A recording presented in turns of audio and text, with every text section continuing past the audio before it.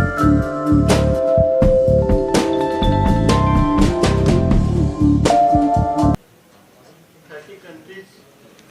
Industries हैं, कितने sector इसमें रहेंगे, जरा इसको बताइए, और कौन सी countries participate? First of all, thank you, so much, for coming over for this press conference. We are connected with about 37 countries. As mentioned, we had representation from 22 countries in our last event in 2023, which was held at Munyonyo Resort at Uganda. This time also we have extended this, to about 37 countries, and I'm very sure that, more than 22 countries this time, because last time, as we said, that many people were left out, they felt left out, and so therefore I'm sure that, they would not like to miss out, this opportunity once again. As regards the number of sectors, I can say that, it is from advertising all the way, advertising, agriculture, auto sector, banking and finance, chemicals, petrochemicals and fertilizers, education, electrical, event management, FMCG products, food and farming, furniture, names it, gems and jewelry, we are very strong here, mining, handicrafts, healthcare, hospitality, imports and exports, trading, IT and digital media, we are very strong at, logistics and shippings, very, very strong at, paper, stationery, plastics, professional services as we mentioned, real estate, renewable energy, sports and recreation, telecom, textile, turnkey projects, waste management. These are the areas, we have, these are the sectors, we have identified, but more than that, therefore, we have said others. So, there is a wide scale opportunities here. Hindi में बताऊं तो बहुत सारी opportunities इसमें हैं। आप जानते हैं कि India is full of opportunities import में और एक्सपोर्ट दोनों तरफ है। आप जानते हैं कि अभी बहुत सारे कॉन्फ्लिक्ट्स की वजह से बहुत सारी इंटरनेशनल कंपनियां इंडिया की तरफ उनका झुकाव है, उनको ज़्यादा से ज़्यादा इंडिया से ही परचेज़ करना है। बहुत सारी कंपनियां जो हैं वो पहले मोदी साहब की वजह से, हमारे प्राइम मिनिस्टर मोदी जी की वजह से और ख़ास करके उनका ये जो है अपना मेड इन इंडिया का जो उन्होंने जो एक अभियान जो चलाया है, उसकी वजह से बहुत सारे सेक्टर्स जो हैं वो इंडिपेंडेंट हो रहे हैं। तो इधर इन्वेस्टमेंट की अपॉर्चुनिटीज़ भी ग्रोथ है और इधर से इंपोर्ट का भी काफ़ी ग्रोथ सबको दिखाई दे रहा है। प्रधानमंत्री का जो पहल चल रही है, ज़्यादा लोकल फॉर वोकल और मेड इन इंडिया, उस पर कितना इस एक्सपो का फोकस है? जो माननीय श्री प्रधानमंत्री जी का अप्रोच है वो खाली सेंटीमेंट बेस्ड अप्रोच नहीं है, वो प्रैक्टिकल बेस्ड अप्रोच भी है कि देश के भले में क्या है, और देश भी विश्व का एक भाग है, तो विश्व के साथ संबंध भी अच्छे रख के काम आगे बढ़े, वो देखना रहता है। तो as a national driven focus for the industries and for manufacturing sector in particular, ये बहुत ही अच्छा सुझाव है और वो हम सब हिंदुस्तानियों को पूरे दिल से उसको फॉलोअप कर देना चाहिए। Now coming to LIBF also is part of it. LIBF is also part of India and the Indian mission of Made in Bharat. That is in fact one of the main purpose of this event कि भाई यहाँ पर जो हिंदुस्तान में क्या क्या हो रहा है, क्या क्या हो सकता है, और उससे बाहर के लोगों को भी क्या क्या फ़ायदा मिल सकता है, और कैसा बढ़ावा हिंदुस्तान की मैन्युफैक्चरिंग फैसिलिटीज़ में और सर्विस इंडस्ट्रीज़ की फैसिलिटीज़ में वो अपना प्रदान अब्रॉड कर सकते हैं।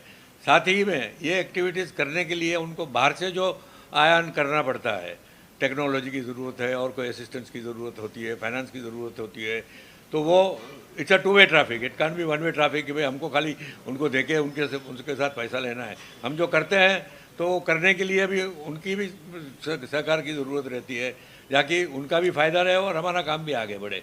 तो ये दोनों ध्येय है वो सम्मिलित करके ये आयोजन किया गया है। जो बाहर की कंपनियां हैं, कितना कोविड के बाद अभी इंडिया में पार्टिसिपेट करने के लिए इंटरेस्ट ले रही है, उसके बारे में? एक ये सवाल एकदम बराबर है। अभी कोविड तो across the world spread out है, लेकिन हमको जो पार्टिसिपेशन मिला है वो कोविड के बावजूद मिला है, और ये एक बहुत ही इनकरेजिंग समाचार है अपने सब भारतीय लोगों के लिए कि बाहर की कंपनियां जो है देश विदेश से आ रही है और किसी ने भी आज दिन तक अपना कैंसिलेशन नहीं दिया है। तो ऐसे ही लग रहा है कि कोविड है ही नहीं, क्योंकि हम लोग जो पार्टिसिपेशन देख रहे हैं वो बहुत ही एंथुजियास्टिक और बहुत ही जो हमको ओवरवेलमिंग पार्टिसिपेशन दिख रहा है। हमको तो कोई कोविड का समाचार नज़र नहीं आ रहा है। फोकस है उसको जरा अपना हिंदी में explain करें। ठीक है, मैं हिंदी में कोशिश करूँगा कि देखो, एक तो बात है अभी चाइना में फोकस इंटरनेशनली कम हो रहा है जाता है। वो इंडिया पे फोकस ज़्यादा है, पर्टिकुलरली मैन्युफैक्चरिंग सेक्टर में। वैसे आईटी में तो इंडिया का नंबर आगे भी है, और कहीं कहीं कंपनियों यूके में इंडियन आईटी कंपनी की सर्विसेज अभी चालू है, लेती रहती है। और यहाँ के भी बिजनेसेस अभी वहाँ यूके में प्रेजेंस हो रहे हैं। कम से कम 800 कंपनीज यूके में इंडिया से इस्टेब्लिश हुई है, राइट। और वो वहाँ भी एम्प्लॉयमेंट देती है, यहाँ भी होता है। तो ये तो क्या है कि LIBF तो प्लेटफॉर्म दे रहा है सभी को कि भाई वहाँ की कंपनी को भी फ़ायदा हो सके, यहाँ की कंपनी को भी फ़ायदा हो सके। लेकिन प्लेटफॉर्म कहाँ हो रहा है? इंडिया में हो रहा है। इंडिया में अभी तो ज़्यादा से ज़्यादा एक्सपोजर तो सभी को इंडिया का ही मिलेगा। वो इंटरनेशनल के लिए अच्छा है। वो मैं अगली बार भी बोला था कि भाई जनवरी ये मंथ अच्छा है ट्रैवलिंग के लिए, इंटरनेशनल विजिटर्स के लिए। यहाँ वेदर कंडीशन बहुत सेटिस्फाइंग होती है, तो इसलिए उनको यहाँ पार्टिसिपेशन के लिए उनका ये हमने टाइमिंग ऐसा रखा है। वाइब्रेंट गुजरात की बात है, वाइब्रेंट गुजरात में से भी कहीं लोगों एक्सटेंड करके वहाँ पार्टिसिपेशन हो गए, इसीलिए वहाँ रखा है गांधीनगर में कि हमको किसी को ज़्यादा ट्रैवल नहीं करना पड़ेगा। बीच में वो ट्रैवल भी कर सकेंगे, स्टैच्यू ऑफ यूनिटी भी देख सकेंगे, जो भी करना है वो भी कर सकते हैं थोड़ा दिन में। उत्तरायण भी है, तो ये सब मिक्स करके उनको एक्सपोजर मिलने वाला है, मिलेगा। और मेरे ख्याल से इंटरनेशनल इंटरेस्ट तो ज़्यादा न ज़्यादा बढ़ेगा, इवेंट के साथ साथ बढ़ेगा और उनके बाद भी बढ़ेगा। जैसे ड्यूरिंग द कॉन्फ्रेंस मैंने बताया कि ये हम लोग की जो वेरियस कमिटीज़ है, LIBF का सबसे ज़्यादा डायरेक्ट फ़ायदा, इनडायरेक्ट फ़ायदा या उसका मेजॉरिटी यूथ को मिलेगा। जैसे कि आप देख सकते हो कि we have all the top brands of international level participating and all the top decision makers, thought leaders, industry professionals coming during LIBF to the expo. They are spending entire days during the expo. तो youth जो कि अभी start कर रहा है अपना business या start करने का सोच रहा है, ये एक बहुत अच्छा अपॉर्चुनिटी होगा उनके लिए पार्टिसिपेट करना, वहाँ से इंटरेक्ट करना। हम लोग ने एक बहुत इंटरेस्टिंग राउंड टेबल्स किया था युगांडा में, जहाँ पे इंडस्ट्री लीडर्स को हम लोग ने राउंड टेबल्स में बिठाया था। And they were given chance, like 8, 10, 20 people every lunch or dinner they got a chance to interact with various जैसे IT सेक्टर आपने बताया, सोलर एनर्जी, उनके साथ डिस्कशन करने का चांस दिया था। उस दिन में वो मेंटरशिप के थ्रू या अपने क्वेश्चंस के थ्रू कितना उनको इंसाइट्स मिला। आई थिंक ऐसा हम लोग ट्राई कर रहे हैं कि ऐसा पूरा दिन प्लान हो जाए। एग्जीबिशन के साथ साथ एक बंदा जब अंदर आ रहा है तो वो कैसे there is an added advantage for him through out.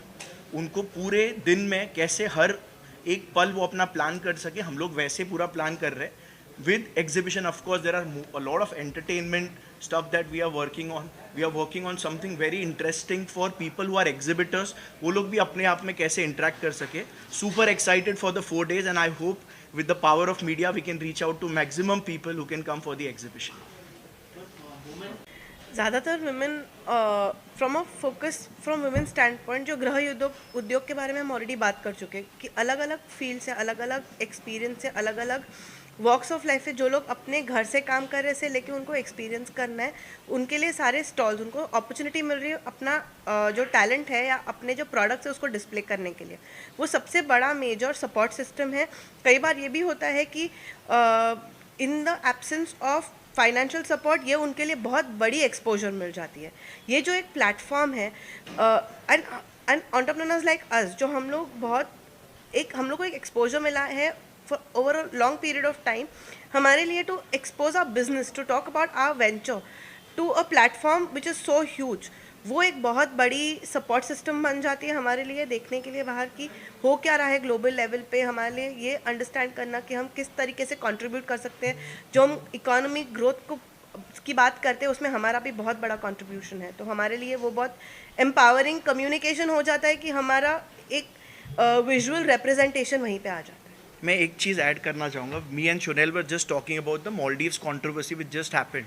तो अगर आप स्टडी करोगे लास्ट 10-15 डेज में वहाँ पे जो tourism has gone down, a lot of countries have actually made more benefit out of it. India, of course, Lakshadweep, because we had the platform. So whichever country was ready with the platform or offerings, कभी भी कुछ global, जैसे China का अभी सुनाई दे रहा है कि a lot of companies want to move out. So LIBF एक जरिया है, एक प्लेटफॉर्म बनाने के लिए, जिससे कल जाकर whenever any international brands is actually thinking to move their businesses out और बेनिफिट तो एक प्लेटफॉर्म रहता है तो हमेशा उसको बेनिफिट मिलता है। So super excited for LIBF। Reports के माध्यम से ये जानकारी है कि इंडिया में जो बहुत सारी कंपनी है, आप पिछले कोविड के बाद जो भी कंपनी का सब रिजल्ट देखेंगे तो all the results are growing. हर कंपनी ग्रो कर रही है, हर इंडस्ट्री ग्रो कर रही है, एंड इन्वेस्टमेंट भी आप देखिए तो सब जगह से भारत की ओर आ रहा है। मैं ये इसके ज़रिए से यहाँ ये LMP जो एग्जीबिशन है वहाँ स्टॉक ब्रोकर्स भी है, वहाँ इन्वेस्टर्स भी है, म्यूचुअल फंड्स भी है, तो सबको पता चले कि भाई इंडिया में क्या ग्रोथ हो रहा है। तो ये एक अच्छा प्लेटफॉर्म है कि जिससे आपको पता चलेगा कि इंडिया कैसे ग्रो कर रहा है। It's a right opportunity for the investment.